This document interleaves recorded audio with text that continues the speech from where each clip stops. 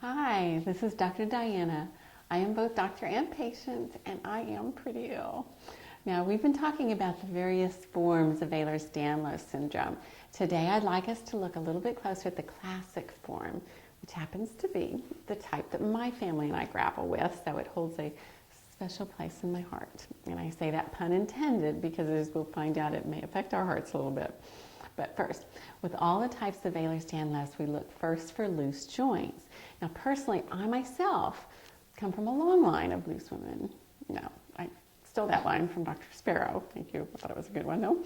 But how loose is loose? And currently, the only measure of flexibility that we have is what's called the Beighton scale. It's not perfect, but it's a place to start. So if you score a 4 or 5 out of 9 on the Beighton scale, you're considered to be hypermobile. So let's run through this first so you can learn how to judge the points on the Beighton scale.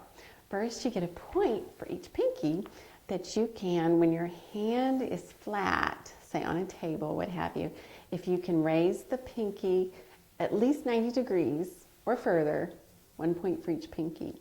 You get a point for each thumb that can reach down, and again with help, touch the forearm. And I'm not going to do that because it's not good for us to continually keep stretching these ligaments out. But both of mine do that. So 1 point for each thumb. Elbows, if they hyperextend at least 10 degrees, which can be kind of tricky to see, and I'm sure here the camera won't catch it with my massive triceps here, but it actually goes up, hyperextends 10 degrees. Knees also, 1 point each. If your knees will go backwards, if you will, or hyperextend backwards, at least 10 degrees or more.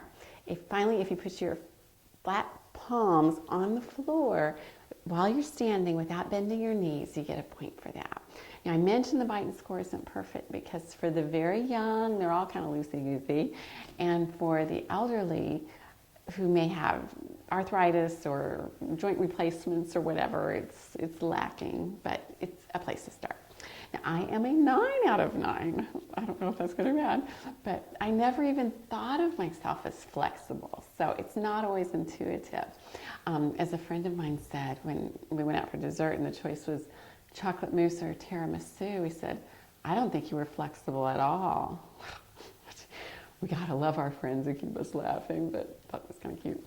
Anyway, when you think of loose joints, don't think freakishly hypermobile or you will miss most of this, okay? Many people, not just me, feel they aren't hypermobile at all, but you can ask them, say, can you touch your foot to your forehead? Yeah, I can do that. Well, there you go, okay. So this is why we kind of have to look at family members too sometimes to get a full picture. So make it a family affair. The type of Ehlers-Danlos in a family tends to run true, which means that, say, if the mother has classic Ehlers-Danlos, the children won't have hypermobility or vascular Ehlers-Danlos, for example. So when you go to a geneticist, bring as many family members as you can who are willing to go to help out with that. Now, loose joints mean multiple dislocations, subluxations, many times a day, not uncommon at all. I myself have learned how to put my joints back. You know, all of them except the shoulders. That's a little tricky, but they just kind of stay subluxated now most of the time. And to see that, you look for what we call the sulcus sign, and it's just this little indentation between the end of the shoulder bone, if you will, and the beginning of the deltoid muscle. If you don't see that, you can just have somebody or doctors pull gently on the arm, and it just, there it is. You can't miss it. It doesn't hurt us. It's not painful. Be gentle. But you can see how loose that joint is. Now, in the classic form, we also have some skin signs, and this can be tricky. In fact, it can really take a long time to, even if the patient's participating, to think of them all. Now, our skin tends to be very smooth and velvety, which you'll notice right away. Smooth as a baby's bottom. But you want to look for stretchy skin, but you have to look around and be creative, because you have to check various places like the neck or the Elbows are common, or under the arms is a common place. Don't just settle for one spot. Now, I've never even seen a patient who's had the extreme skin stretchiness, like say in the medical textbooks, but trust me, you'll be able to tell when skin is stretchy. And I'm sure you will never think of me in the same way, but I'm going to give one for the team here. I'm going to show you typical neck skin stretchiness. Don't gross out, okay? But that's just a little bit more than it should be, okay? Other things to look for: abnormal scarring, where the wound tends to spread open. It turns purple and red for the longest time before it eventually heals over with really thin skin. We call it cigarette paper scarring. It's very easy to miss, especially if the wound is already fully healed. But my mom had mosquito bites that would never really heal, but they just kind of turned purple and stayed there. And I've seen patients at Ehlers-Danlos conferences where their arms, for example, looked like my mom's legs. And I thought, it's a no-brainer. We definitely have the classic form. Delayed healing is common, and doctors, be sure to leave in our stitches and staples approximately twice as long as you would with a normal patient, if you will. Striae are another sign to watch for. These are like stretch marks. They start out purple and turn white, but with a different cause. They're very common around the hips. You want to ask the patient about them. They're usually very aware of them. When I developed mine, I was about 12 years old and weighed 75 pounds. So these are not from being obese, okay? Like stretch marks, again, they turn white and tend to disappear, so be sure to ask.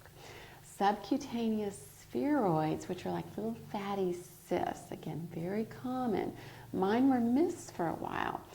They can be most easily seen, say, on the forearm or elbows or shins. But my largest ones were actually under my scalp and on my thyroid gland. So go figure. Now, I noticed them on my elbows, and it's funny how your mind can kind of play tricks on you, but when we're doing my hair and seeing my elbows and wondering, gosh, when was I leaning on a bunch of marbles? It's kind of what it looked like.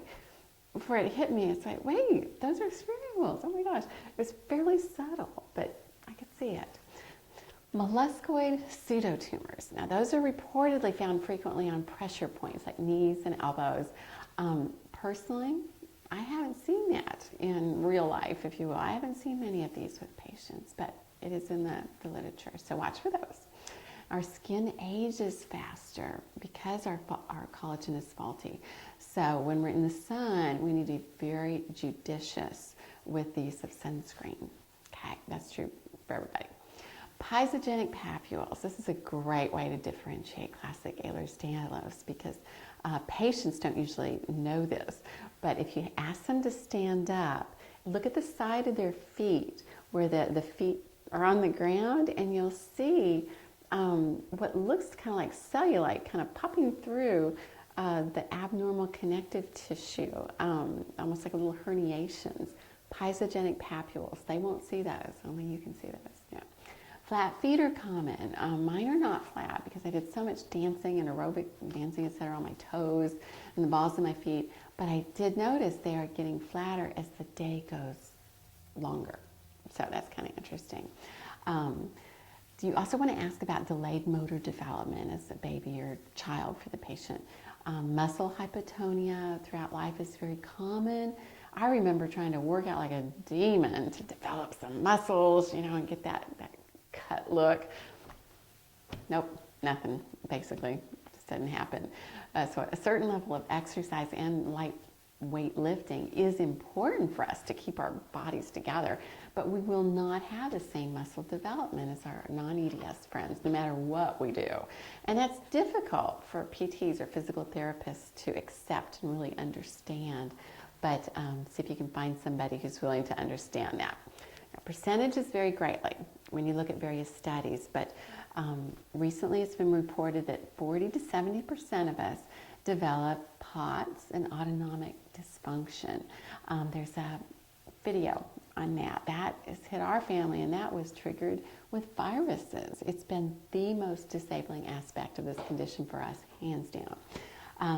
So take a look at that video if you suspect that you have got some of the fallout from postural orthostatic tachycardia syndrome. And it also talks about why this is happening to us likely and what we can do about it. But I'm digressing because we're talking about classic EDS here. So let's look at the heart. Mitral valve prolapses of varying degrees are not uncommon, as are moderately dilated aortic roots. Now, we've learned that the dilation is only rarely progressive, but doctors, please keep your eyes open, especially if you're not 100% sure about the vascular component there.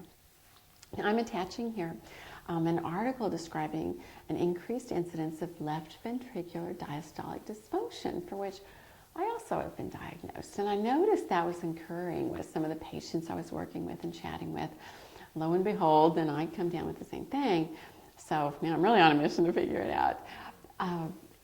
That and the autonomic dysfunction, I believe, have the same causes. And we'll have another video to discuss that story about what our hearts have to fight against as far as CSF and fluid drainage from our brains. But anyway, do you feel now like you have a better grasp on how to pick up classic Ehlers-Danlos? I hope so. But I always recommend a skin biopsy. That will certainly show it. And if you have any thoughts that it may be vascular Ehlers-Danlos, always check the blood for the mutation that causes that. And we'll cover that mutation in that other video. So we'll cover hypermobile Ehlers-Danlos and vascular EDS in those other videos.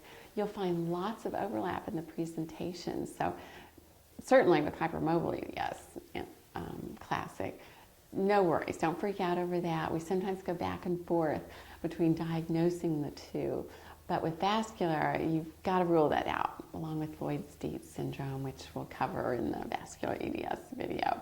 So if you've already been diagnosed, you may just want to jump to the videos on how to deal with all of this. And I think you'll find some suggestions there that I hope will help. How to work around many of our symptoms, and you'll find my theory and recommendations for treatment if you've developed the autonomic dysfunction, poor hormone regulation, and fatigue. Fatigue, we just need to ditch that word because it can become total, complete, disabling exhaustion, which I think is a better phrase for it. But until then, until we get through this, my friends, we will try to continue to change this world one brain cell at a time if we have to. I am here for you. I understand and I relate to the daily struggles that we all face. My hope is to bring some answers to you so that you can get your lives back. It doesn't mean a life without adjustments, but a life nonetheless. We can do this. Gentle hugs to you all. Love you.